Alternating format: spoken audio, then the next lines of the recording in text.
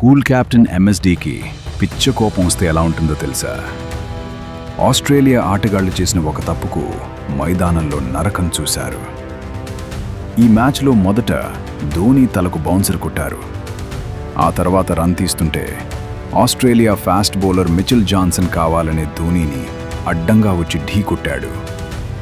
Johnson కావాలనే అడ్డుపడ్డంతో ధోనీకి తీవ్రమైన కోపం వచ్చింది. అంతే, ఆ తర్వాత ధోని ఉగ్ర రూపం దాల్చాడు.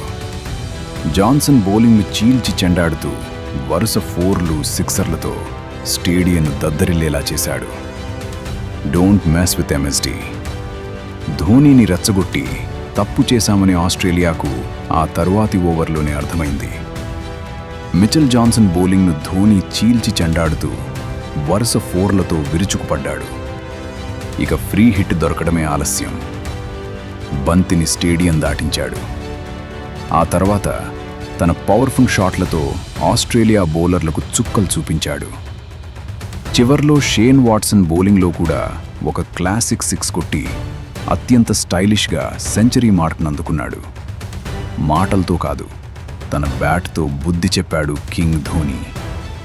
వరుస 6లతో ఇండియా స్కోర్ను 300 దాటించి ఆస్ట్రేలియా నోళ్లు మూయించాడు. అందుకే అతన్ని ద గ్రేటెస్ట్ ఫినిషర్ అంటారు.